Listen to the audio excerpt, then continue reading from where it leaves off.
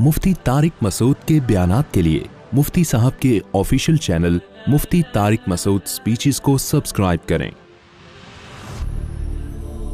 Sweden में court के सामने बाकायदा कुरान मजीद को जलाया गया है। मुसलमान कोई काम करते हैं, कोई जज्बातीपन दिखाते हैं जब, तो ये यूरोपीय कंट्रीज़ चीखते हैं कि ये मुसलमान जज्बाती होते हैं, मार धाड़ करते हैं, कत्ल व गारत करते हैं। उलमा उस कत्ल व गारत की भी मुखालफत करते हैं,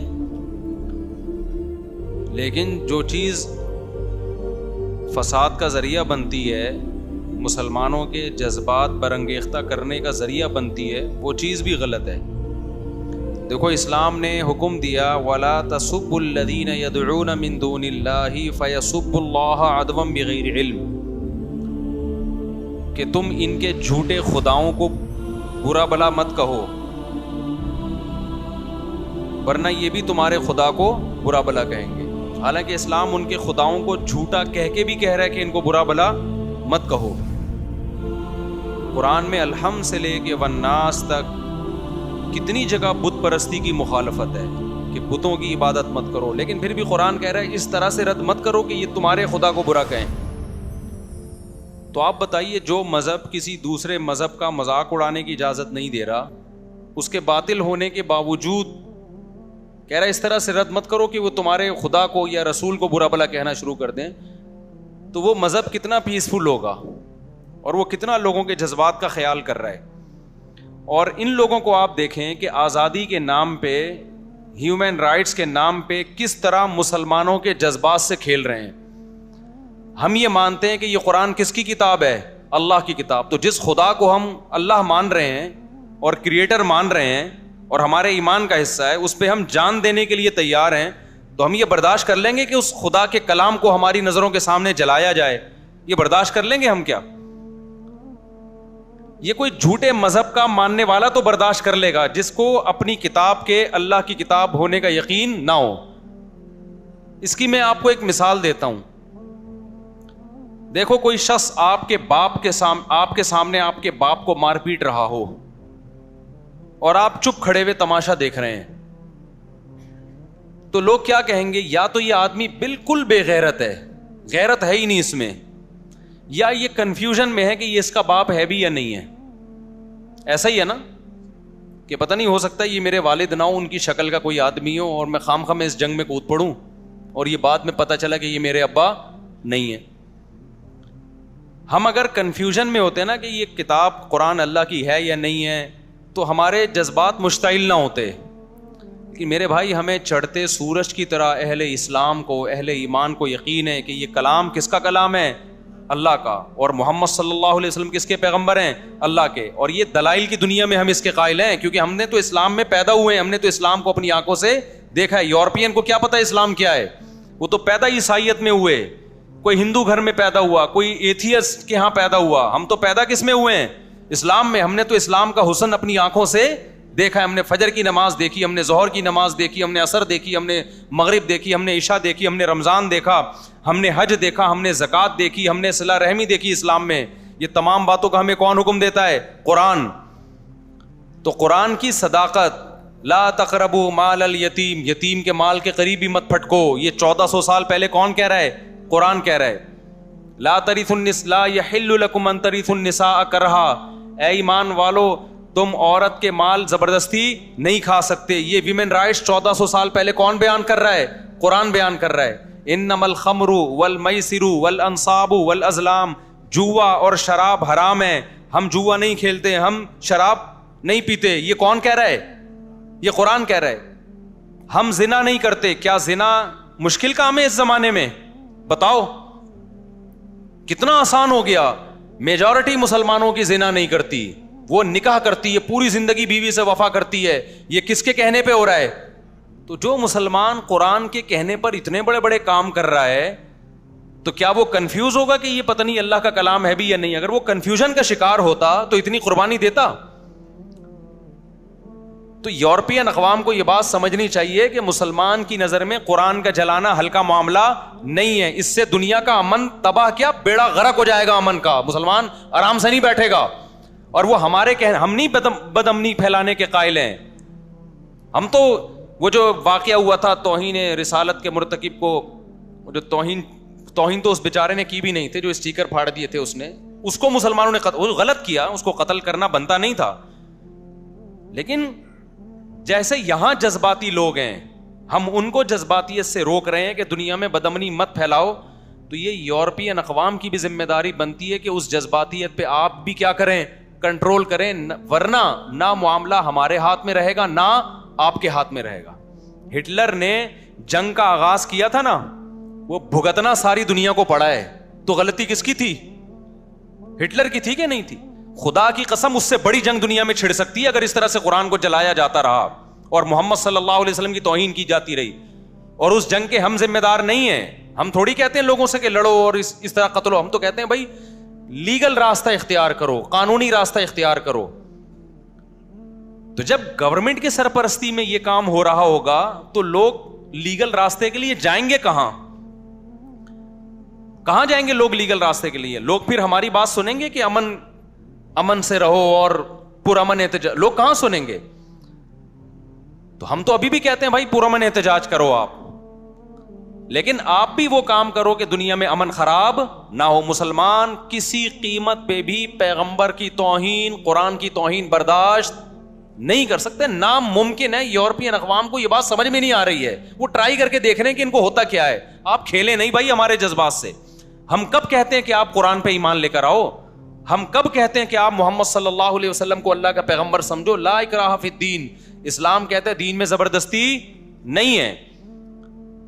لیکن آپ کو ہم قرآن جلانے نہیں دیں گے, محمد صلی اللہ علیہ وسلم کی توہین کرنے نہیں دیں گے. آپ محمد صلی اللہ علیہ وسلم سے اختلاف بھی کر سکتے ہو, آپ کے مشن پہ اختلاف کرو, جیسے کہ ہمیشہ سے غیر مسلم اعتراض کرتے رہے ہیں. اعتراض کرنا الگ چیز ہے, توہین کسی قیمت پہ مسلمان برداشت نہیں کر سکتا. اب اس کا حل کیا ہے؟ تو پہلا حل تو یہ ہے کہ آپ جس حد تک ممکن ہو سوشل میڈیا پہ اپنا احتجاج ریکارڈ کروائیں. اس احتجاج کا بڑا اثر پڑتا ہے دنیا پہ. وہ جب دیکھتے ہیں نا کہ سارے چپ کر کے خاموش بیٹھے ہوئے ہیں, تو وہ سمجھتے ہیں کہ مسلمانوں میں غیرت آہستہ آہستہ کیا ہو رہی ہے, ختم. جس حد تک بھرپور آپ احتجاج ریکارڈ کروا سکتے ہیں آپ ریکارڈ کروائیں. نمبر 2, جتنا پرامن احتجاج ہو سکتا ہے کریں. میں پرامن اس لیے کہہ رہا ہوں کہ ہمارے یہاں بعض جذباتی لوگ کہتے ہیں کہ مولوی صاحب یہ پرامن سے قابو میں آنے والے نہیں ہیں. دیکھو اگر آپ بدامنی پھیلاؤ گے نا, اس کے سائیڈ افیکٹ زیادہ ہیں. کچھ فائدے تو ہیں لیکن سائیڈ افیکٹ کیا ہیں, زیادہ. اس سے ہوگا کیا؟ غیر مسلم لوگ کہتے ہیں کہ تم جب جذباتی ہو, تم لوگ جب یہ کچھ کر رہے ہو, تو ہم پھر اگلا اسٹیپ اس سے بھی بڑا کریں گے. پھر وہ اگلا اسٹیپ اس سے بھی زیادہ خطرناک ہوتا ہے. تو باز نہیں آتا کوئی ان چیزوں سے. تو آپ احتجاج کریں پرامن, لیکن اس کا جو اس کام کو جو صحیح معنی میں کنٹرول کر سکتے ہیں نا, وہ مسلم حکمران کر سکتے ہیں.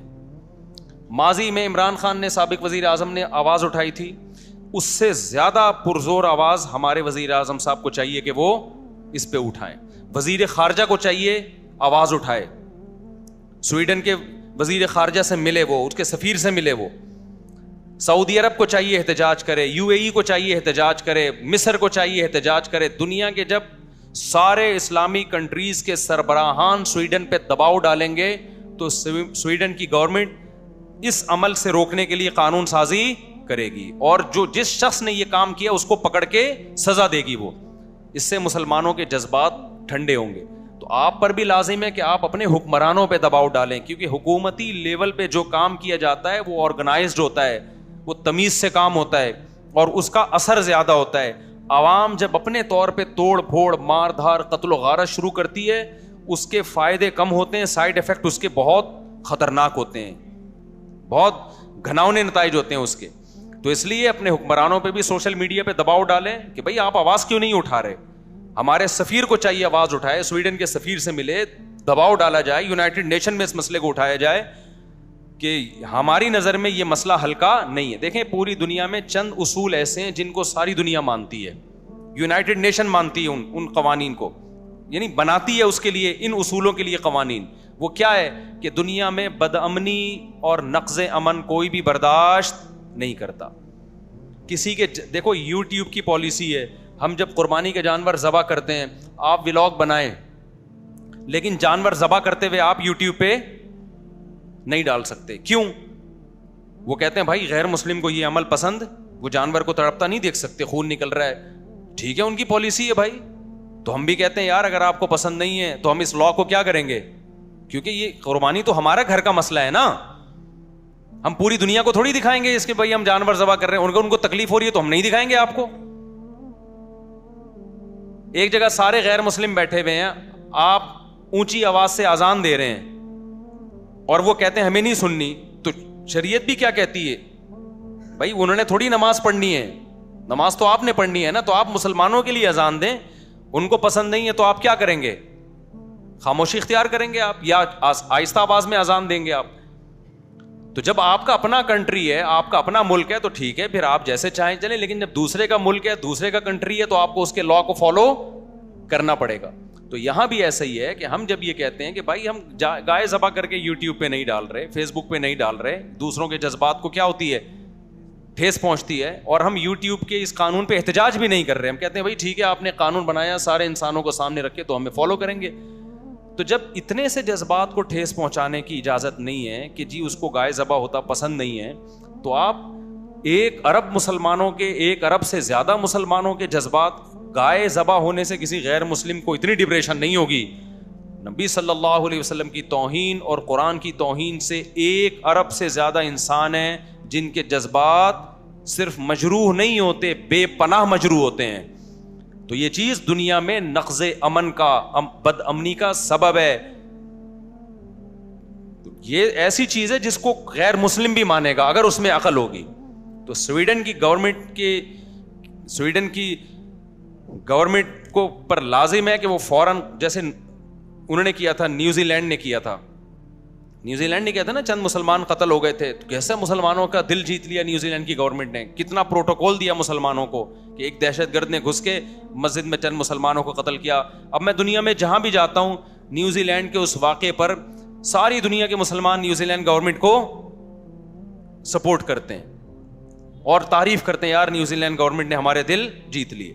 تو اگر سویڈن کی گورنمنٹ یہ کام کرے گی بھائی, یہ آپ دنیا میں بدامنی کا ذریعہ بنو گے, ساری دنیا آپ کو برا بھلا کہے گی, ساری دنیا آپ کو پر جو ہے وہ لعنت بھیجے گی.